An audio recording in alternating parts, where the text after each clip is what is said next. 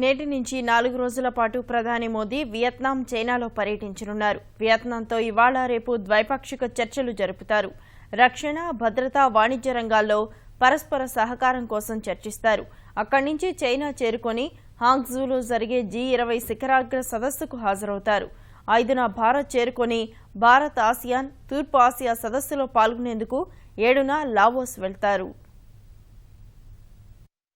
దేశ ప్రధానమంత్రి నరేంద్ర మోదీ ఇవాల్టి నుంచి 4 రోజుల పాటు విదేశీ పర్యటనకు వెళ్తారు. మొదట వియత్నాం చేరుకోనున్న మోదీ అక్కడ నేడు రేపు పర్యటిస్తారు. ద్వైపాక్షిక సంబంధాలు మెరుగుపరుచుకునేందుకు వియత్నాంతో చర్చలు జరుపుతారు. రక్షణ, భద్రత, వాణిజ్య రంగాల్లో పరస్పర సహకారం కోసం ఆ దేశ నేతలతో చర్చిస్తారు. చమురు వెలికితీసే అంశంలో కొత్త ప్రాజెక్టులు ప్రకటించే అవకాశం ఉందని నిపుణులు అంచనా వేస్తున్నారు. ఇప్పటికే భారత్కు చెందిన విదేశ్ సంస్థ 3 దశాబ్దాలుగా వియత్నాంలో చమురు వెలికి తీస్తోంది. 15 ఏళ్ల తర్వాత వియత్నాంలో భారత్ ప్రధాని కాలు మోపనున్న నేపథ్యంలో కొత్త ప్రాజెక్టు ప్రకటించవచ్చని వ్యాపార నిపుణులు విశ్లేషిస్తున్నారు.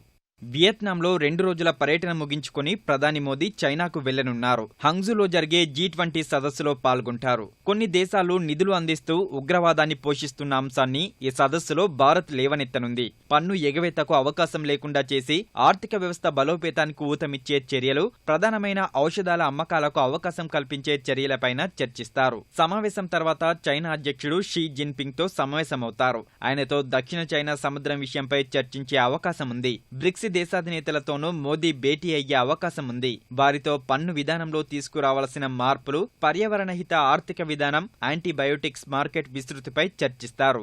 G20 సదస్సు తర్వాత 5వ తేదీన భారత్ చేరుకోనున్న ప్రధాని 7న లావోస్ వెళ్తారు. అక్కడ 8న జరిగే 14వ భారత్ ఆసియన్ తూర్పు ఆసియా సదస్సులో పాల్గొంటారు.